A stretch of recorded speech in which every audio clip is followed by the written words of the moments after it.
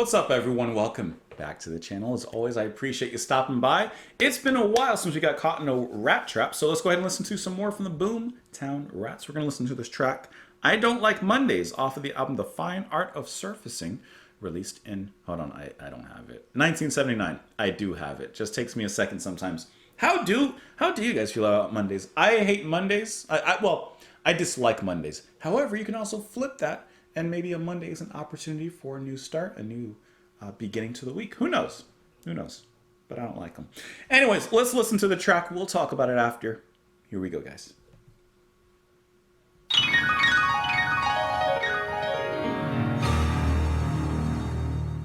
And he can see no reasons because there are no. It's great. Definitely not what I was expecting. Playing stopped in the playground now. She wants to play with the toys a while. I don't like Mondays. I don't like Mondays. I was not expecting that at all. Like this style of music. I was not ready for this. But I'm really happy and happily surprised with what I've got. The piano playing was absolutely amazing. I really love how dramatic it came in, how it hits all the story beats. I'm pretty sure that this is about a school shooting of sorts, which I want to dive into the lyrics on that because I think it's kind of interesting, some of those lines in there. Personnel, let's who's playing piano on this one? It looks like it's going to be, hold on, I gotta look through. Johnny Fingers on the keyboards. Really enjoyed his piano playing here. Like I said, hit all those dramatic beats very nicely. The break, just to not totally dive into the lyrics just yet, but the break where he says, and all the playing stopped in the playground now. She wants to play with the toys a while. I love how the piano just kind of comes away from those dramatic chords and just fills in very light melody at that point to give it that emptiness, to show that space, whereas before it was dramatic and of course the active situation that was happening before. I just think that was once again a great little touch there in the music. I can't say for sure who's singing because a lot of the band, if not all of the band, is handling vocals in some capacity, but let's just go with the assumption that it is the lead singer. I would assume that's Bob Geldof. And I love the dramatic singing that he sings within here.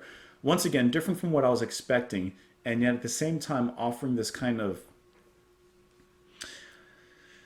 not dramatic. Let me put it like this. His singing, okay, let me back me up for a second. The situation that's happening story-wise has drama up to here, right? Like, from what I can tell. Like, it's a serious story. But the way he sings it isn't to capture that same kind of dramatic feel. It's almost a little bit below that. And he sings it with a little bit of more a numful playfulness, but not to take away from the seriousness of it, but to add a different kind of perspective to it. Here's what I mean. We got to look into the lyrics so I can explain. The silicon chip inside her head gets switched to overload. Nobody's going to go to school today and she's going to make them stay at home. Daddy doesn't understand it. He always said she was good as gold and he can see no reasons because there are no reasons. What reason do you need to be shown? Okay, if I'm correcting the assumption that this is about a school shooting, first line is there's a silicone chip inside her head that gets switched to overload. This could be kind of like a Manchurian Candidate situation or like, Order 66 situation where, literally a chip is implanted in your head, makes you go crazy and do some heinous act, right? Or at the bottom he says he can see no reasons because there are no reasons. What reason do you need to be shown? Sometimes when horrific acts are perpetuated and they happen, we always look for a reason. There has to be something. There has to be some logical reason to the why this person did that. But the act itself defies logic, so why would there be a logical reason? Obviously, sometimes, you can trace things back. But I think that's kind of the line of questioning that we're getting here. Not so much that there's literally a silicon chip inside her head, but perhaps something triggered her and this event happened. But the question is, what triggered her? Maybe it wasn't. Maybe it was building up from. There could be so many reasons, but maybe this wasn't a switch that was flipped. Maybe this was a switch that was slowly being turned and moved down the dial. Who knows? Tell me why I don't like Mondays. Tell me why I don't like Mondays. I want to shoot the whole day down. Well, They certainly did. The telex machine is kept so clean and it types to a waiting world. And mother feels so shocked, father's world is rocked, and their thoughts turn to their own little girl. Sweet 16 ain't that peachy keen. Now that ain't so neat to admit defeat. Sorry. They can see no reasons because there are no reasons. What reasons do you need? And the planes stopped in the playground now. She wants to play with the toys a while. And school's out early and soon we'll be learning. And the lesson today is how to die. Of course, because the event happened. And of course, there's always that little bit of space between whenever the event happens and whenever the public, the parents, etc., finds out. And then the bullhorn crackles and the captain tackles with the problems of the hows and whys. Like the police giving a conference after about everything. And he can see no reasons because there are no reasons. What reason did you need to die? This is a really great song that I did not expect. One, the style of music, and two, I didn't expect to have lyrics like this.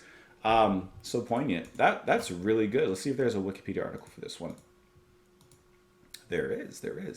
It was released as the lead single from their album. It was the #1 single in the UK singles charts for 4 weeks in the summer of '79. That's awesome. It was the band's second single to reach #1 on the UK chart. It says, according to Geldof, he wrote the song after reading a telex report at Georgia State University's campus on the shooting spree of 16-year-old Brenda Ann Spencer, who fired at children in a school playground in 1979. Spencer showed no remorse for her crime. Her explanation for her actions was, I don't like Mondays. This livens up the day. Geldof had been contacted by Steve Jobs to play a gig for Apple, inspiring the opening line about a silicon chip. The song was first performed less than a month later. Wow. That is some really interesting inspiration behind the song, but it's so easy to now connect all the lines and where all that came from. That is so cool. Geldof had originally intended for the song to be a B-side, but changed his mind after the song was successful on their US tour. Spencer's family tried to prevent the single from being released, but obviously that did not work. Years later, Geldof stated that he regretted writing the song because he made Brenda Spencer famous. That is so interesting, just to read that kind of background there. That is really interesting, and a moment of reflection upon the actual song and the success, you know? If it hadn't have been like a successful single or anything, maybe he wouldn't have those regrets because it wouldn't have reached widespread audiences, at least as a single. But because it did, he has those thoughts about that. That is really cool. That's good. That's a good song. Let me know what you guys thought, though. Comments. Oh! Hold on. Because I forgot to tell this or say this in the very beginning. This track was recommended to me by Frugal Severin, Bill Sager, R. Klonghurst, John Gardner, Phil Dorstrange, FSM Dog, Tony Baruch. The list goes on and on and on and on from there. So thank you guys. I totally forgot to mention your names, but I pulled up your names here. Anyways, have a wonderful rest of your day.